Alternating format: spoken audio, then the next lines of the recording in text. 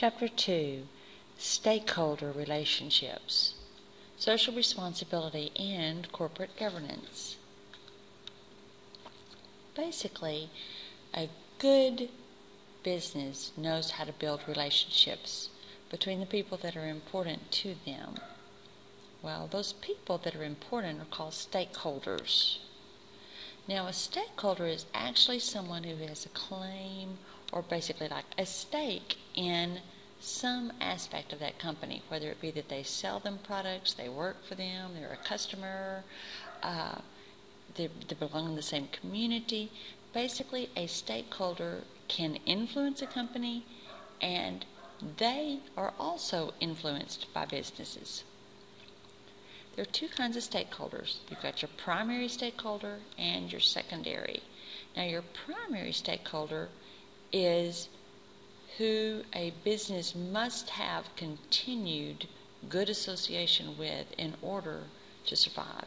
A secondary one, they're important, but they're not that important. They're not essential to a company's survival. This is a good example. In the center, you'll see a company. And by the way, this is in your textbook as well, this figure here. Surrounded by the company in the center are all of the primary care, surrounded in the company in the center are all of the primary stakeholders. You can see the customers are very important to the company. The employees are very important to the company. The shareholders are very important to the company.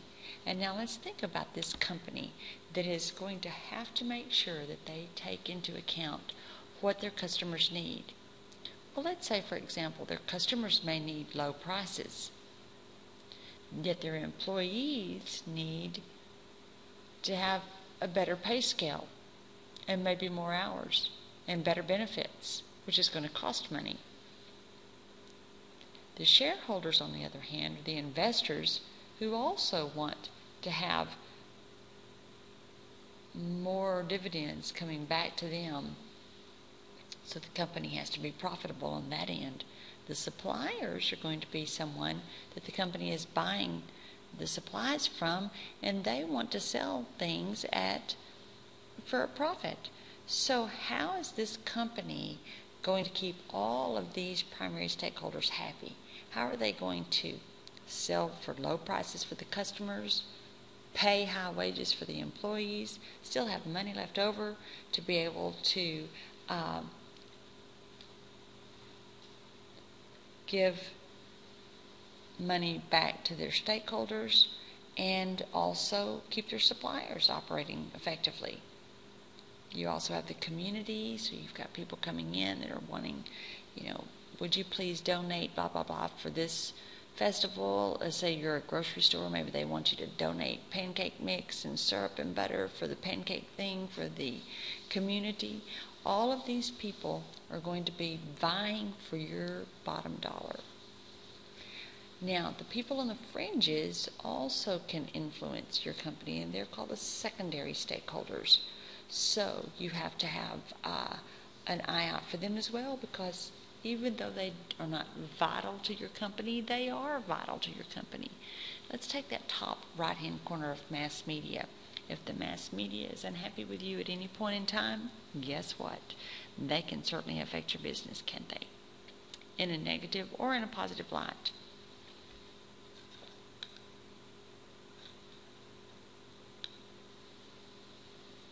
Now, it's most important for a business to understand and also address their stakeholders' demands, whether they be customers that they understand their needs and wants, whether it be their employees that they understand their needs and wants, etc., etc.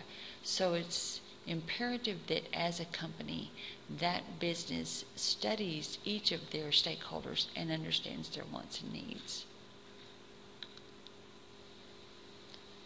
In addition to that, they also have to be socially responsible. What does it mean to be socially responsible? Well, from a social responsibility perspective, in other words, they have to, yes, increase profits, but yes, also have to be socially responsible at the same time.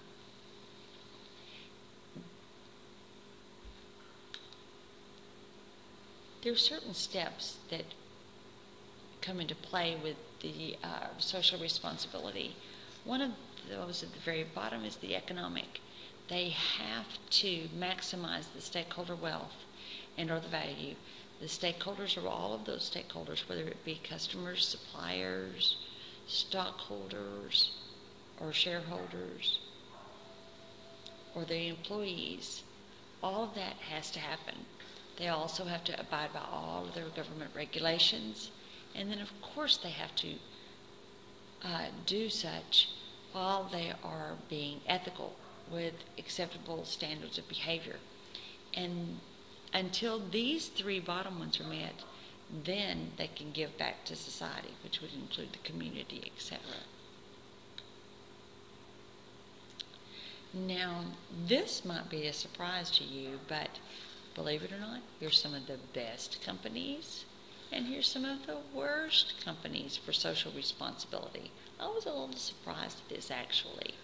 Maybe not too much, but we've got Walt Disney. Hey, Starbucks, we're studying them this week. You see that they're on the list of the best companies for social responsibility. Notice that we do have Anheuser-Busch is the very top one in this slot. The worst companies, on the other hand, were a little bit of a surprise to me. Sears? Family Dollar? Okay. Social responsibility is just basically a contract with society. In other words, I'm going to take care of what I need to take care of, socially speaking, and be a responsible citizen in my community. Of course, reputation is one of the most important things because an organization has to live up to their reputation and protect their reputation at all costs. And in order to be a good corporate citizen, they do have to strategically meet those steps of social responsibility. Here's some of the world's most ethical companies, and I was glad to see Dallas-based Texas Instruments that made this list. I was also a little surprised to see several of your communications-based companies making the list. Now, what would corporate governance be? Corporate governance basically is going to be your formal systems of accountability, of oversight, of control. This is going to be the governmental part of this corporation. In other words, who are they accountable to? What's the check and balance system going on? And certainly they have to have an audit that would be able to control those actions. These are some of the common corporate governance type issues that are faced. Notice what's at the very, very top: executive compensation.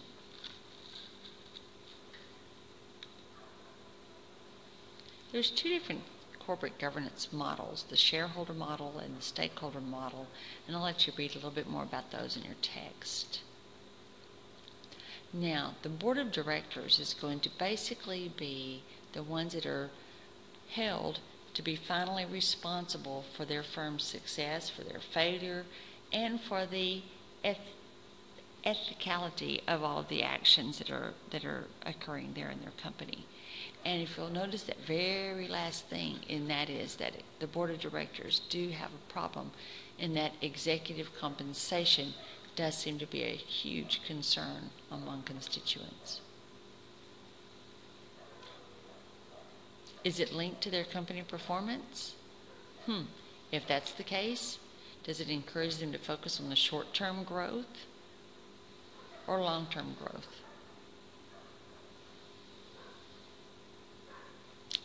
I like this accommodative, reactive, or proactive scale. In other words, basically, if you want to be reactive, you're going to deny things. If you're going to be defensive, you're going to fight against it. If you're going to accommodate, you're going to accept. And if you're going to be proactive, you're going to anticipate what you need to do. What kind of company do you want to work for? So, what is our corporate culture? This is how you would ask yourself if you were analyzing a business. and looking at it through the eyes of the stakeholders. What is our corporate culture? What do we define as being right and wrong? What's acceptable behavior in our organization? Who are our stakeholder groups? Who are our primary stakeholders and our secondary stakeholders? And what issues do they have? Are we committed to social responsibility? If we are, then what do we need to be socially responsible? Oh, and don't forget, always ask your stakeholders. Get their feedback.